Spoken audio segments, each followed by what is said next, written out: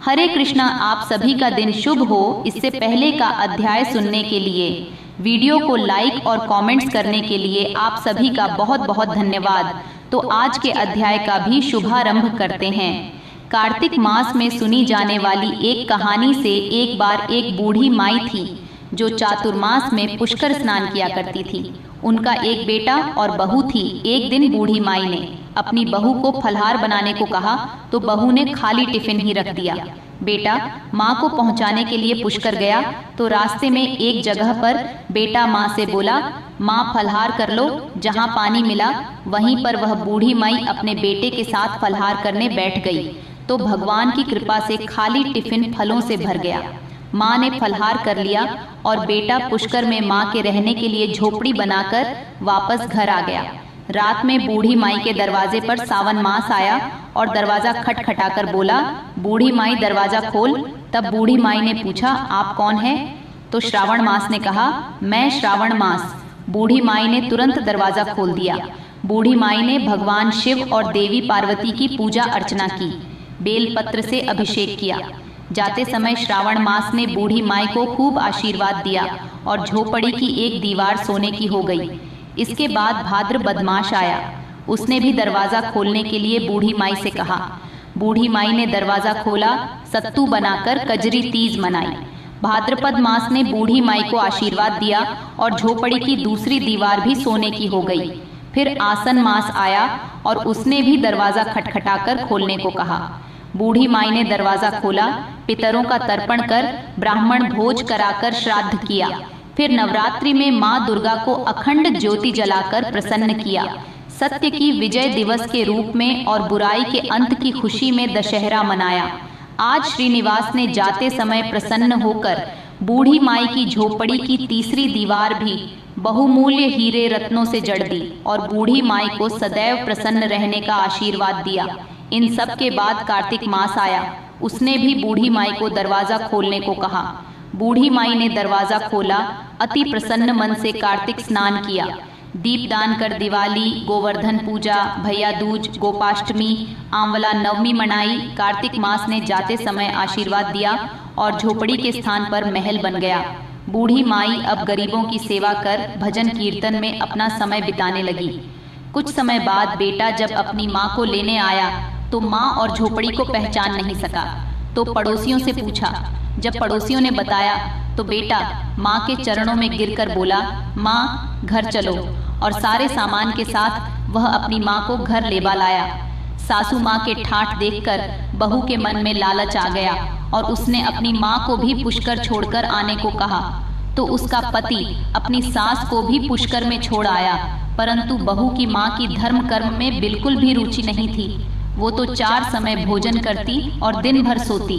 चारों मांस उसके दरवाजे पर भी उसी तरह आए जैसे बूढ़ी माई के दरवाजे पर आए और चले गए। जाते समय झोपड़ी जो थी वो भी गिर गई और बहू की माँ पुण्य मिलने के बजाय गड्ढे की योनि में चली गई, क्योंकि स्त्री लक्ष्मी जी का रूप है और लक्ष्मी जी की तरह चंचल होना चाहिए, निश्चल होना चाहिए। भगवान की पूजा और अतिथि का सम्मान और दान पुण्य करना चाहिए। कुछ समय बाद बहू ने अपने पति से कहा कि जाओ और माँ को लिबा लाओ। जब जवाई सास को लेने गया तो वह कहीं नहीं मिली।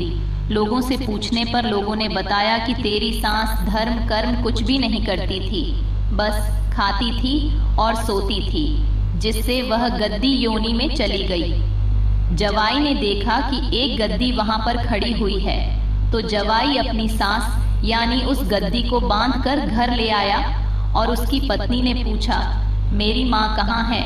पति ने कहा कि तुम्हारे लालच की वजह से तुम्हारी माँ गद्दी की योनि में आ गई है। बड़े बड़े विद्वानों, ब्राह्मण आदि मुनियों से पूछने पर उन्होंने बताया कि तुम्हारी सास के स्नान किए पानी से स्नान करने पर उसे मनुष्य योनि मिलेंगे। तब बहू ने ऐसा ही किया और उसकी माँ पुनः मनुष्य योनि में आ गई।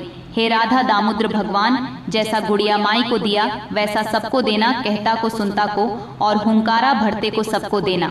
अब सुनिए, कार्तिक मास महात्म्य का आज कर दिया है श्वानक आदि 98,000 ईश्वर से।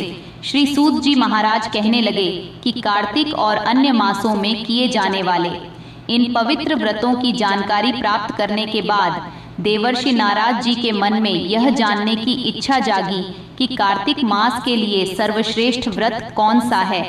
फिर उन्होंने इस बारे में श्री ब्रह्मा जी से पूछा। ब्रह्मा जी ने उत्तर देते हुए कहा, हे पुत्र, अब मैं तुम्हें उस परम गोपनीय और अटल फलदायी नक्त व्रत के बारे में बताता हूँ, जो सुख, सौभाग्य और मोक्ष के साथ साथ स्त्रियों को अटल सुहाग भी देता है, परम पवित्र और पाप नाशक। इस नक्त व्रत को विधिवत करने से सौभाग्यवती स्त्रियां मनवांछित फल पाती है, इसलिए यह सौभाग्यवती स्त्रियों को अवश्य ही करना चाहिए। श्री ब्रह्मा जी के श्रीमुख से इस व्रत की इतनी महत्ता को सुनकर देवर्षि नारद के हृदय में इसकी विधि विधान को जानने की इच्छा जागृत हुई।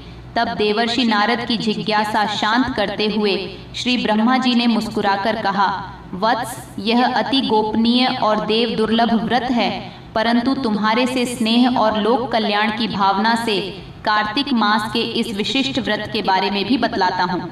व्रत करने वाला आश्विन शुक्ला पूर्णमासी को प्रातः काल उठकर शौच आदि से निवृत्त होकर दंत मंजन करें।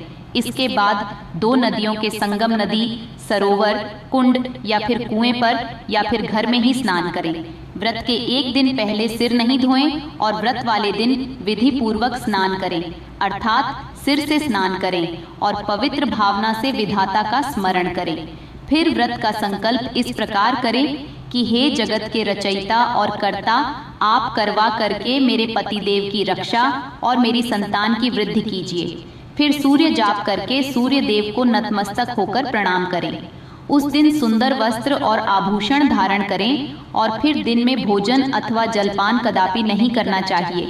पूरे दिन निराहार रहकर भजन, कीर्तन और पूजा में अपना दिन बिताना चाहिए।